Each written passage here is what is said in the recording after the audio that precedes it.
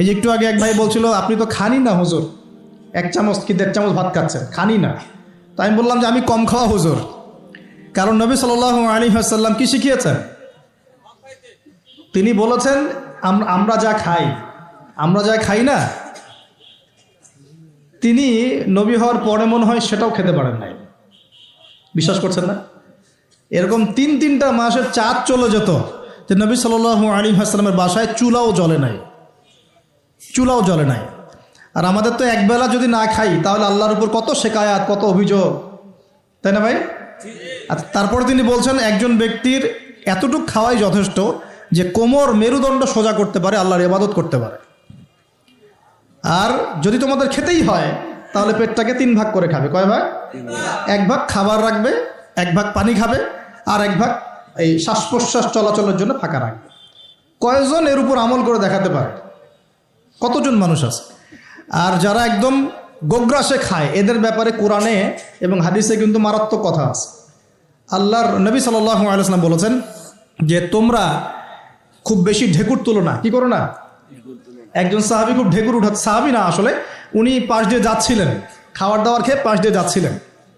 তো নবীজি তার ঢেকুর তোলা দেখে বলছেন যে তোমরা বেশি ঢেকুর তুলবে না, কারণ দুনিয়াতে যে ব্যক্তি বেশি পেট পুড়ে খাবে কাল কিয়ামতের মাঠে সে সবচেয়ে বেশি ক্ষুধার্ত থাকবে। বলেন নাউযুবিল্লাহ।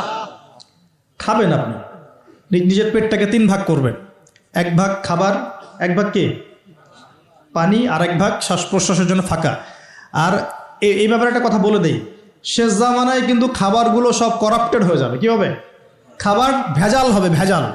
এটার দলিল সূরা কাহাফে আছে, আমি এটা ব্যাখ্যা করব না আজকে। সূরা কাহাফে আছে, আমি ব্যাখ্যা করব না, শুধু ইন্ডিকেশন দিচ্ছি। 309 বছর ঘুমিয়েছিলেন আসহাবুল কাহফ। কত বছর? 309 বছর ঘুম থেকে উঠেই তারা প্রথম যে অনুভবটা করেছেন সেটা হলো তারা ক্ষুধার্ত। তারা কি ক্ষুধার্ত? দেখেন 309 বছর পর যদি আপনি ঘুম থেকে ওঠেন আপনার কাছে এই দুনিয়াটা আজীব মনে হবে, হবে না? কিন্তু ওনারা ক্ষুধার্ত, পকেটে কিছু মুদ্রা ছিল, যেই মুদ্রাগুলোর মান 309 বছরও কমে যায় নাই। কমে গিয়েছে না। এখন আপনি আপনার মুদ্রা নিয়ে ঘুমান 300 বছর, দেখেন তারপর কি হয়। কি হবে? টাকা থাকবো না যাইবো গা?